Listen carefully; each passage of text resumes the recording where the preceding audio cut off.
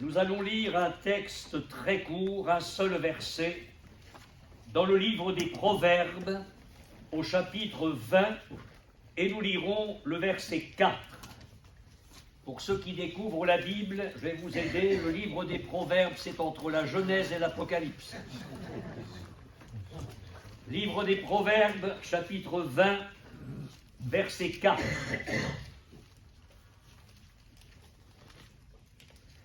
À cause du froid, le paresseux ne laboure pas. À la moisson, il voudrait récolter, mais il n'y a rien. On va quand même dire Amen, parce que c'est la vérité. Amen. Amen. Malheureusement, c'est la vérité. Si nous comparons la moisson, parce qu'il est bien question de ça, si nous comparons la moisson au travail d'évangélisation, à notre responsabilité individuelle de chrétiens, de disciples, de témoins, responsabilité devant Dieu et aussi devant les âmes perdues, si nous comparons la moisson au résultat de l'évangélisation, alors nous ne commettons aucune erreur d'interprétation de la parole de Dieu. Pourquoi ? Parce que le Seigneur Jésus, dans son enseignement, a employé fréquemment l'image de la moisson, et j'aurai l'occasion d'en parler dans quelques instants. Quelques textes du livre des Proverbes concernent la moisson. J'en ai retenu un, celui que nous venons de lire au chapitre 20, le verset 4. Si vous considérez attentivement avec moi ce court verset, vous remarquez que la moisson implique un travail préparatoire. Et ce travail préparatoire, c'est d'abord le labour et les semailles. Labour et semailles qui demandent du temps, il suffit de le demander aux agriculteurs, qui demandent des efforts, qui demandent des sacrifices et qui imposent des souffrances. Souffrances que le psalmiste, inspiré par le Saint-Esprit, a rappelées dans le psaume 126, qui a été lu tout à l'heure à 9h30. Ceux qui sèment avec larmes moissonneront avec chant d'allégresse. Celui qui marche en pleurant quand il porte la semence revient avec allégresse quand il porte ses gerbes. Donc nous avons raison de dire que labour et semaille imposent toutes sortes de souffrances. Mais imaginez cette parole du psaume 126. Le semeur est là, il a sa semence dans le pli de son vêtement, et il sème, et il pleure. Il pleure. Mais qu'est-ce que veut nous dire le Saint-Esprit ici ? C'est que dans nos travails de semaille spirituel, nous aurons plus souvent qu'à notre tour l'occasion de pleurer. Alors pourquoi ? Nous affronterons du rejet de la part de ceux auxquels nous apporterons l'Évangile. Nous affronterons des moqueries. La parole de Dieu ne nous cache pas que nous essuierons même des calomnies.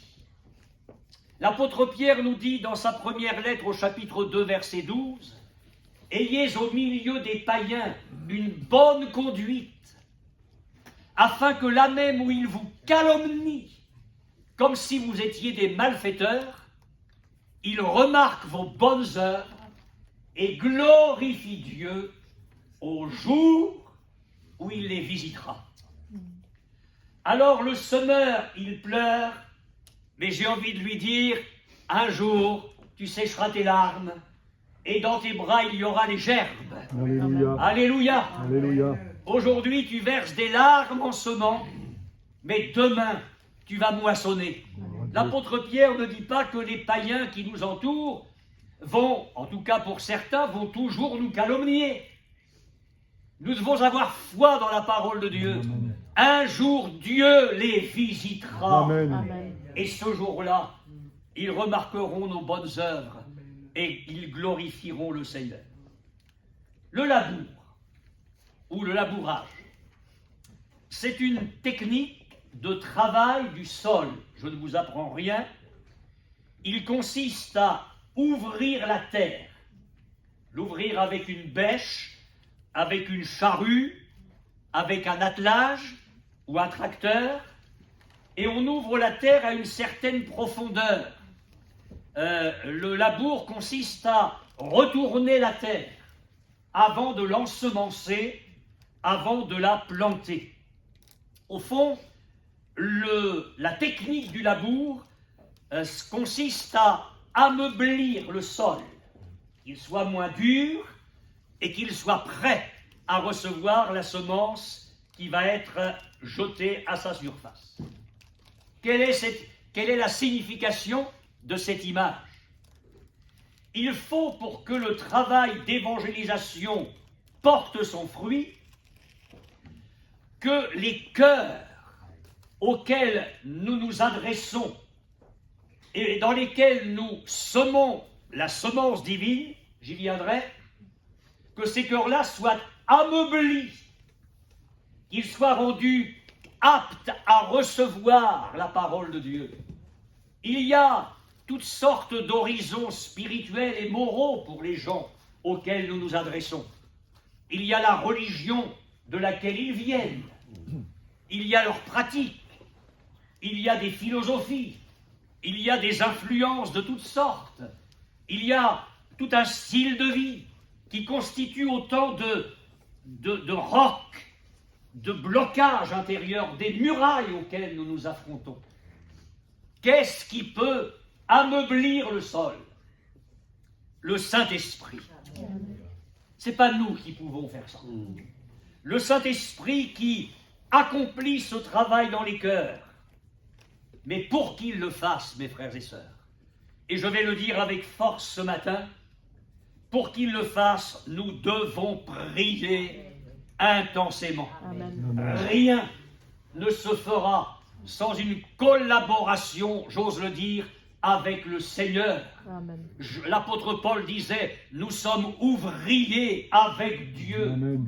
Mais si Dieu pouvait se passer de nous, il nous l'aurait dit depuis longtemps. Mais Dieu a besoin de nous. Dieu a planté un jardin en Éden, mais il n'a pas fait le jardinier. Il y a mis Adam pour cultiver et garder le jardin. Dieu a besoin de nous dans l'évangélisation, et pour que les cœurs soient ameublis, nous devons être à genoux et prier, Amen. prier, prier et prier encore. Amen. Alors, nous n'oublions pas ces exhortations multiples dans les lettres des apôtres, où ils demandent aux églises de prier pour l'évangélisation. Frères, priez pour nous, afin que la parole se répande. Priez afin que nous parlions de l'évangile comme il faut en parler. Je voudrais vous dire ceci, plus l'Église ici va prier, plus les cœurs vont être ameublis par le Saint-Esprit. Amen. Amen. Amen. Prière personnelle pour nos membres de famille, incrédules, impénitents, fermés à l'Évangile, insensibles à l'amour de Dieu. Alors là, chez toi, dans ton bureau, dans ta chambre, dans ton intimité avec le Seigneur, tu te mets à genoux et tu pries pour ton mari, pour ton épouse, pour ton père, pour ta fille, pour les autres membres de la famille, pour des collègues de travail, pour des voisins, pour ceux que tu auras l'occasion de rencontrer. Et on dit, Seigneur, ameublis les cœurs. Amen. S'il te plaît, dynamite cette incrédulité, cette indifférence, cette impénitence. et que les cœurs soient saisis par ton esprit pour connaître une véritable repentance. La prière personnelle, la prière en famille, le mari avec l'épouse chrétienne, chrétiens tous les deux, ils prient ensemble afin que des victoires soient remportées, des victoires puissantes dans le nom de Jésus, et les réunions de prière. Au Vogueux, je disais que nous n'allions pas aux réunions de prière, mais aux réunions de victoire. Vous croyez cela? Amen. Eh bien, on va changer de langage ici. Maintenant, le mercredi soir, ce sera des réunions de labour. Alléluia. Amen. Parce que là, quand on va être à genoux les mercredis soirs, on va demander au Saint-Esprit d'ameublir les cœurs. Amen. Il est capable de le faire. Après le labour, vient le temps des semailles. Et vous savez que le Seigneur Jésus a été le semeur par excellence. Dans l'une de ses paraboles, la parabole du semeur, il en donne l'explication et il dit « Celui qui sème la bonne semence, c'est le Fils de l'homme. » Et quand, dans une autre parabole, il parle encore de cela, il dit « La semence, c'est la parole du royaume. Celui qui écoute la parole du royaume. » La semence, c'est la bonne nouvelle, c'est l'évangile. Voudriez-vous le suivre ce matin avec moi, ce semeur? Ça commence presque dans la synagogue de Nazareth. Il est là présent, lui remet le livre du prophète Ésaïe, c'était pas relié comme ça, c'était des rouleaux. Et Jésus connaissait un peu la Bible. Alors il arrive au chapitre 61, qui parle du Messie. L'Esprit du Seigneur est sur moi parce qu'il m'a oint. Autrement dit, il a fait de moi le Christ, le Messie. Et il m'a envoyé pour annoncer une bonne nouvelle aux pauvres, pour ouvrir les yeux des aveugles. Vous connaissez tout cela. L'évangéliste Luc nous rapporte ça dans son évangile au chapitre 4. J'ai lu et j'ai chronométré. 1 minute la lecture, même pas. Jésus referme le livre, le remet à celui qui lui avait tendu et il s'assied. Tous ceux qui étaient dans la synagogue avaient les regards fixés sur lui. Imaginez ce moment-là, la parole faite chair qu'est Jésus, lisant la parole faite livre. Et il va s'en aller. Alors vous le voyez, dans les villes, dans les villages, je vous ferai lire ce texte tout à l'heure, il va partout. Et plus rien n'est pareil après qu'il soit passé par là. Plus rien n'est pareil. Des vies sont transformées. Des malades sont guéris. Des possédés sont délivrés. Il entre dans une synagogue. Il est dans la rue. Il est dans une maison. Il est sur le lac. Il est au bord de la mer. Partout, la semence est répandue. La parole qui sort de sa bouche, c'est la parole du royaume. C'est une semence de vie. Il est là dans la montagne, comme un fou possédé d'une légion de démons. Il vit nu. Il se meurtrit avec des pierres. C'est un fou. Il crie. Personne n'a plus la force de le dompter. Personne ne passe sur son chemin. Mais je dis que quand il y a un individu pour lequel il n'y a plus rien à faire, il reste le semeur par excellence, le Seigneur Jésus. Et même les démons à ce moment-là n'en ont pas mené large. Ils ont supplié Jésus de ne pas leur ordonner d'aller dans l'abîme. Un mot de Jésus a suffi pour que cet homme soit libéré de ses démons. Alléluia. Et quand les villageois sont arrivés, ils l'ont trouvé vêtu, assis dans son bon sens. Et au bord du puits, cette femme qui a eu 5 maris, 5, Sans arrêt, elle a essayé de recommencer sa vie. Sainte Marie. Et l'homme avec lequel elle vivait à ce moment-là n'était pas son mari. Jésus va faire quoi? Lui dire, tu es une misérable, retourne dans ton village. Il va lui apporter la parole de la vie. Cette femme a soif sans le savoir. Elle a soif sans le savoir d'une vie véritable. Et quand Jésus lui parle d'une eau que si elle la boit, elle n'aura plus jamais soif, elle ne comprend rien. Mais ça fait rien quand les gens comprennent rien dans les réunions. L'essentiel, c'est que le cœur soit ouvert. Amen. Si tu comprends rien, mais que ton cœur est ouvert, Dieu va agir dans ta vie. Moi, je sais parler quand même pour que tu comprennes. Jésus lui dit, mais quiconque boit de l'eau que je lui donnerai n'aura plus jamais soif. Vous connaissez votre Bible, mon message n'est pas là-dessus. Mais cette femme va rentrer à la maison bouleversée. Sa vie est changée. Amen. Le divin semeur est passé par là. Et cette femme de mauvaise vie, qui a bourlingué, et qui apprend que Jésus est dans une maison, elle arrive là, elle pleure. C'est pas psychique, c'est pas de l'émotion, il n'y a pas d'ambiance, il n'y a pas de groupe de louanges, il n'y a pas de musique, il n'y a pas de gens qui essaient là de créer une ambiance artificielle, on s'apprête à prendre un repas. Mais elle vient et elle pleure, effondrée. C'est la saleté au pied de la sainteté. C'est la vie ratée, démolie auprès de celui qui est la vie par excellence. Elle pleure, elle mouille de ses larmes les pieds de Jésus, elle les essuie avec ses cheveux, elle répand du parfum. Et elle est là parce qu'elle vient saisir auprès de Jésus le pardon. Et Jésus change sa vie. Amen. Amen. Partout où il passe, rien n'est plus pareil. Et combien je prie pour qu'il passe vraiment au milieu de nous ce matin, Amen. Amen. dans toute sa puissance. J'aimerais vous dire que nous sommes tous, ce matin, chrétiens, je parle des chrétiens, nous sommes tous appelés, mes frères et sœurs, à semer. Nous sommes tous appelés à ce travail-là pour le Seigneur. Alors, travail de prospection, par la distribution de traités, mais c'est loin d'être suffisant.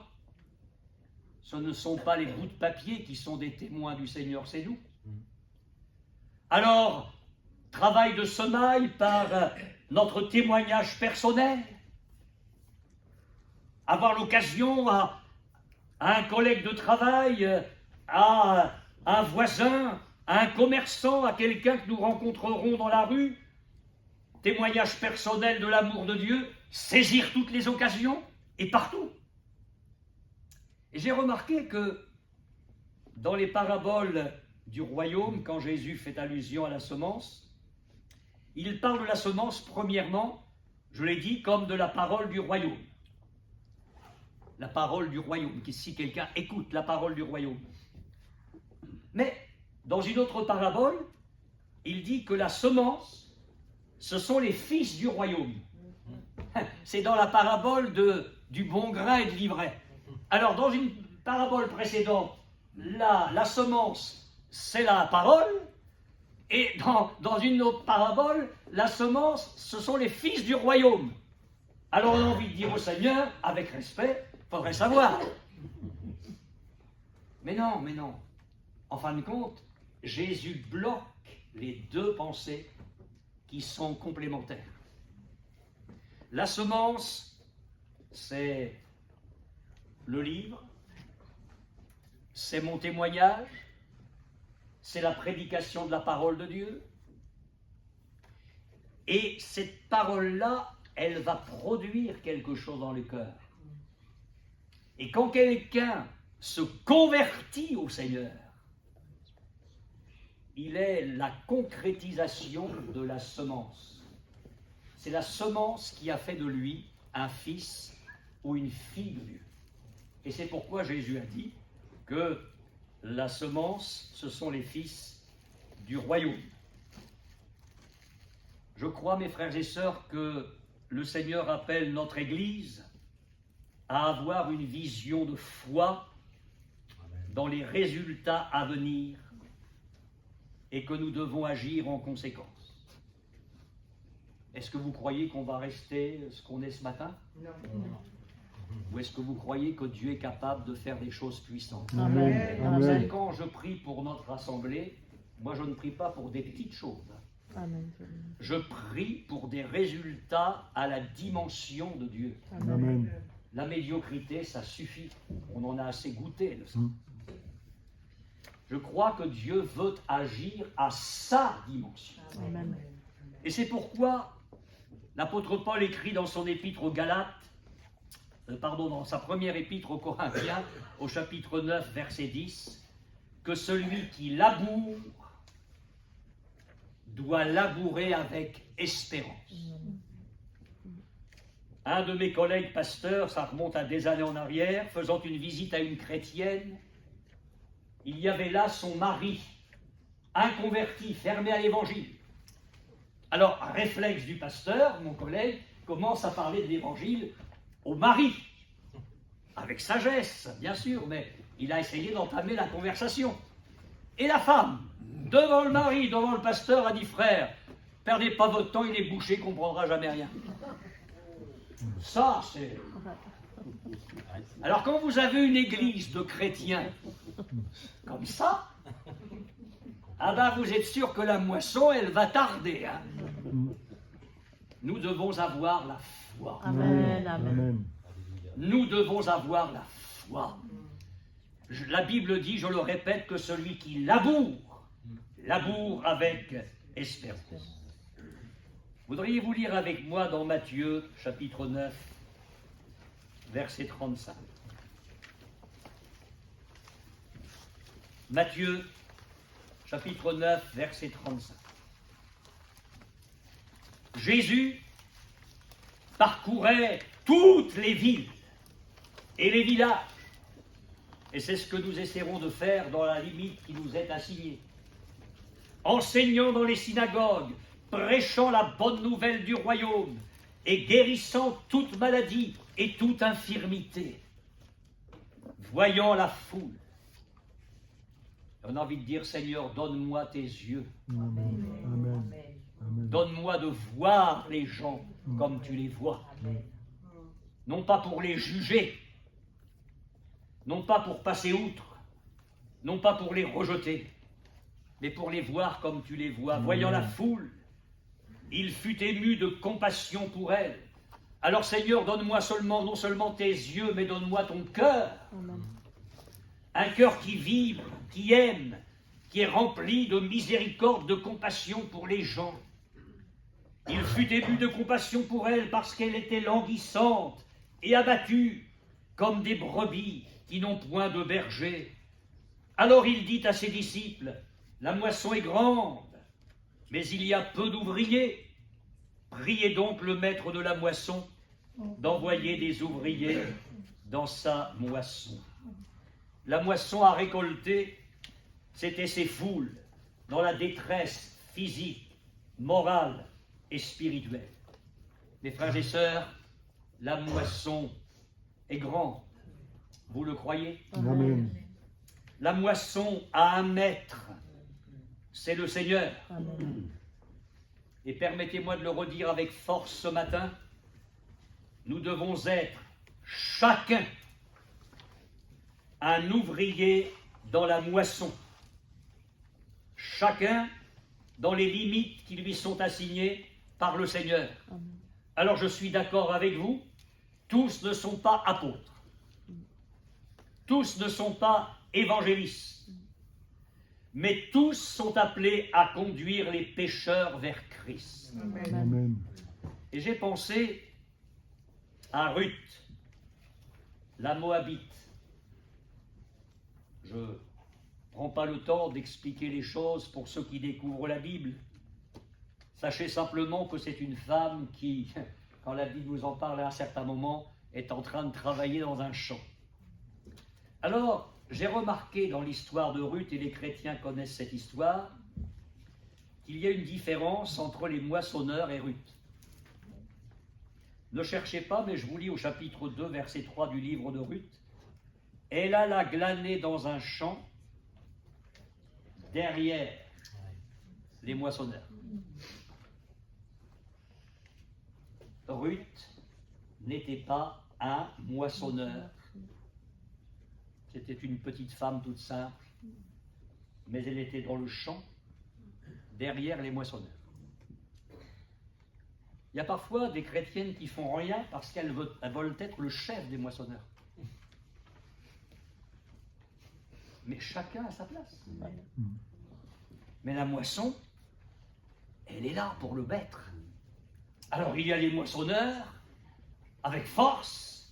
Je suppose qu'il y a des gars qui étaient là-dedans, qui étaient autrement plus costauds que la petite Ruth. Certainement qu'ils avaient des outils, des moyens de ramasser les moissons autres que Ruth. Mais elle était là, derrière les moissonneurs. Et elle faisait son travail. Et j'ai remarqué aussi les qualités de Ruth dans cette moisson, son courage. Je lis un petit peu plus loin dans son livre. Je pense que c'est le cadre de toute cette entreprise, le contre-maître, qui rend compte à Boaz, le propriétaire du champ. En parlant de Ruth, il dit « Depuis ce matin qu'elle est venue, elle a été debout jusqu'à présent et elle ne s'est reposée qu'un moment dans la maison. » Quel courage chez cette femme! Et puis je lis encore au verset 17 du chapitre 2. Elle glana dans le champ jusqu'au soir et elle bâtit ce qu'elle avait gagné. Eh bien, je dis que des glaneuses comme ça, on en a besoin. Amen. Amen. Et puis, je remarque son endurance, parce que du matin au soir, c'était pour une journée. Hein. Mais alors, la parole de Dieu, il va crescendo, parce que au chapitre 2, verset 23, il est dit « Elle resta avec les servantes de Boaz pour glaner jusqu'à la fin de la moisson des orges et de la moisson du froment. » L'évangélisation, c'est pas de dire après ce culte, ah ben d'accord, il a bien parlé le frère Balière, de toute façon il parle toujours bien, mais ben, je vais me mettre à travailler, et travailler une journée. Mais non, non, non, non, non. Non, non, non. Tu vas travailler derrière les moissonneurs jusqu'à la fin de la moisson. Dire c'est quand ça, frère? Vous pouvez me donner la date? Ben j'en sais rien parce que c'est quand le moissonneur va revenir. Vous comprenez ça? Alors la récolte. Après le labourage, après les semailles, la récolte, la moisson, c'est la récompense du travail accompli. Je voudrais encore vous le dire pour vous encourager. Il y a un temps pour semer, dur très souvent, puis il y a un temps pour moissonner. Le Seigneur Jésus a dit, le royaume de Dieu, c'est comme quand un homme jette de la semence en terre. Bon, il a fait tout son travail, et ce qui suit me plaît beaucoup. Qu'il veille ou qu'il dorme, ça ne change rien.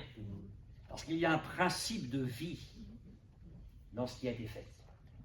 Et Jésus dit que la terre produit l'herbe d'abord, puis l'épi, puis le grain tout formé dans l'épi. Notez bien ça, le grain tout formé dans l'épi. Et Jésus dit, et dès que le fruit est mûr, on y met la faucille, car la moisson est là. Alors quand il est dit que le semeur, qu'il veille ou qu'il dorme, ce n'est pas le sommeil spirituel. Hein. On comprend bien l'image, il a fait son travail, il rentre chez lui, voilà, qu'il veille ou qu'il dorme, ça ne change rien. Vous imaginez, le gars, il a sommé, et puis il est pressé, alors il va dans le sillon, puis il essaie de tirer. Dès qu'il y a un peu d'herbe qui montre son nez, il tire, il dit, il faut que ça aille plus vite, hein. Ah, il faut plus de baptêmes. Ah oui, ben, en roulant des baptêmes trop vite, t'as rien du tout. Ni l'aspersion, ni l'immersion, t'as rien. Il faut laisser la vie se manifester. Et j'aime beaucoup cette parole de Jésus, qu'il dorme ou qu'il veille, la semence germe et croît sans qu'il sache comment. Il y a des choses qui nous échappent dans l'œuvre de Dieu. Il y a des choses qui nous échappent. Moi, ma position avec vous, au milieu de vous, le Seigneur a dû travailler des années dans mon cœur pour que j'arrive à ça. J'ai dit au Seigneur, moi, je fais ce que je dois faire. Je suis avec mes frères et sœurs. Je prie, je prêche la parole de Dieu. J'essaie d'être le berger qui convient, mais je ne veux pas aller au-delà. Je ne veux pas essayer de faire ce que toi seul peux faire. Et je veux être spectateur de ce que Dieu va faire. Et ça marche bien. Amen. Oui, oui, ça fonctionne. Quand on fait ce qu'on a à faire, semer, et après, c'est la vie qui se manifeste. Amen. Le Seigneur m'a parlé ces jours derniers par un verset très court dans l'Ecclésiaste. Toutes choses sont en travail au-delà de ce qu'on peut dire. Ah, mais quand j'ai lu ça, je me suis dit, c'est formidable. Seigneur, dans l'Église, là, les choses sont en travail. Amen. Au-delà de ce que je peux dire. Amen. C'est ton travail à Amen. toi, dans les pensées de mes frères et sœurs, dans leurs sentiments, dans leurs dispositions de cœur, dans les progrès qu'ils feront, dans les résolutions, dans les étapes qu'ils feront, étapes bénies avec toi. C'est ton travail. C'est ton travail. Toutes choses sont en travail.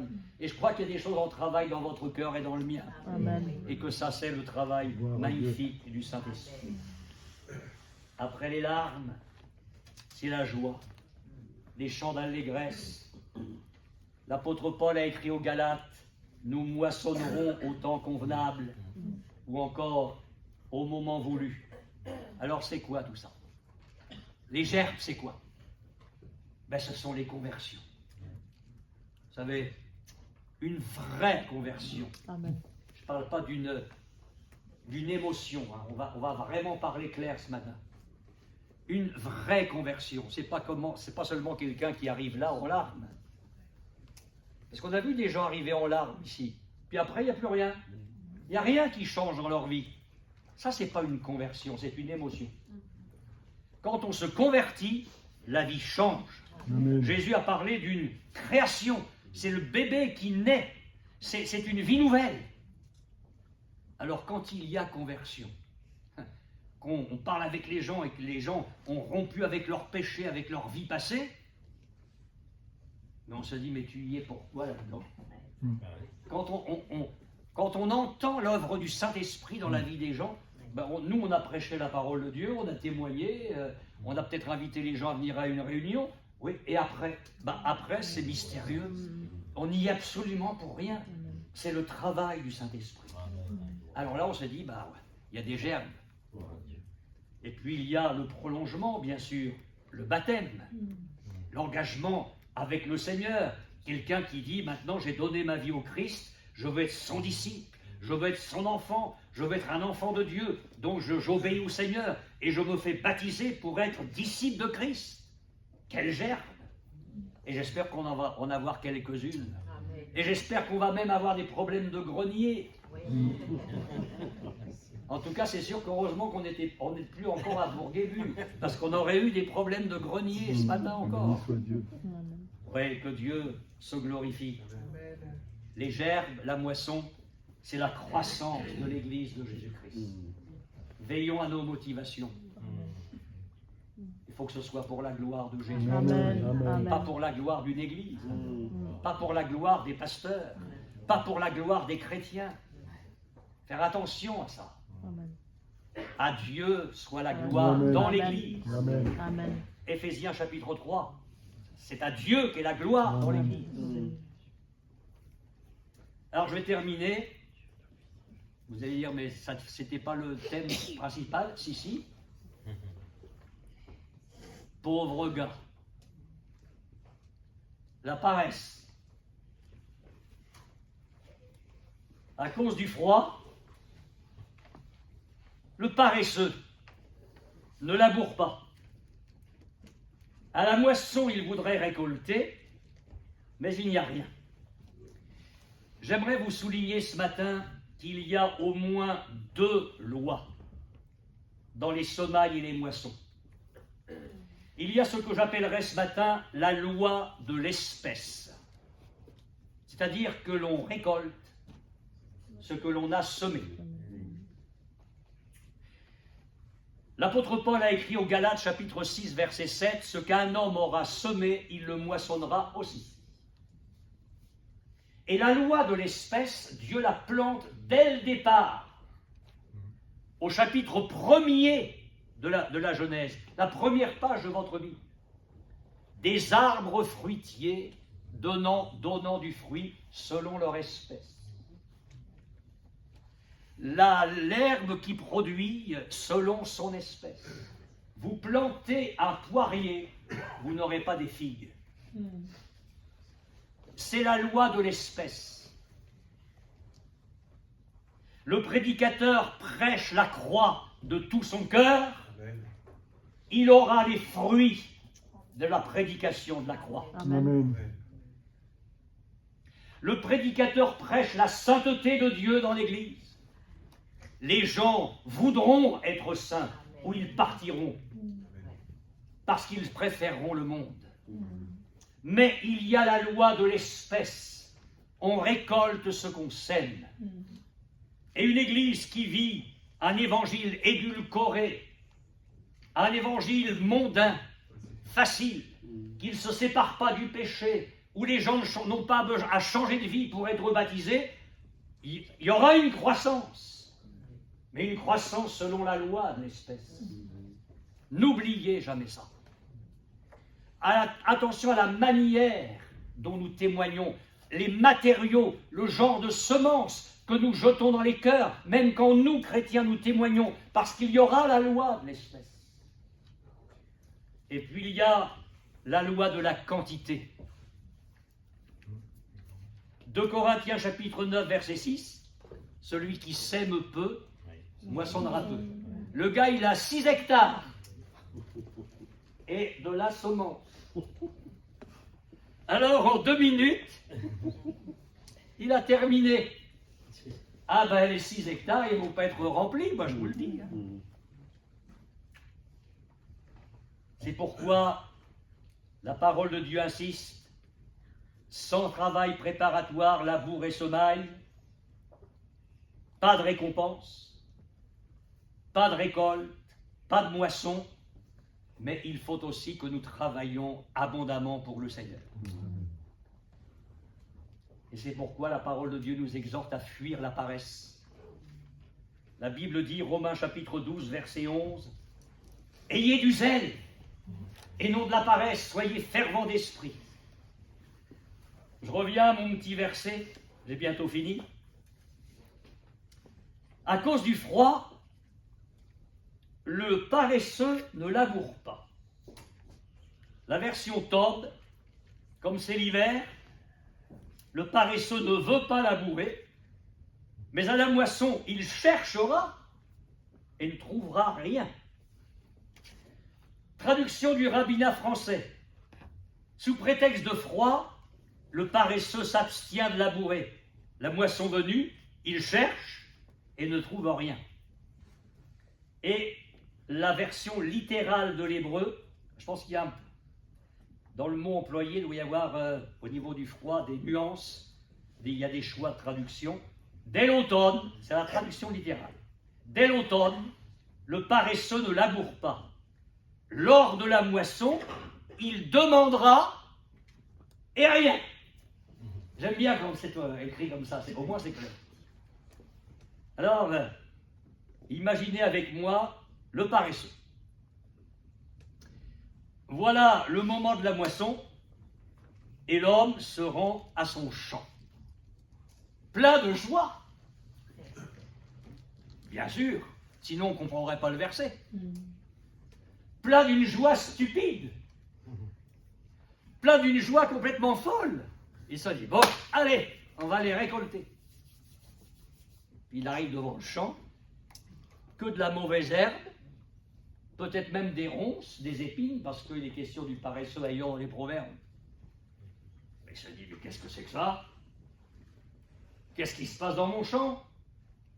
Alors il écarte peut-être quelques mauvaises herbes, mais il parcourt, Rien. Alors il s'interroge. Il dit, mais comment ça se fait? Qu'est-ce que je n'ai pas fait? Puis il va voir le voisin est en train de travailler, il y en a plein de greniers, il y a encore des charrettes pleines de gerbes. Il interroge. Il est dit, il cherche, il interroge. Rien.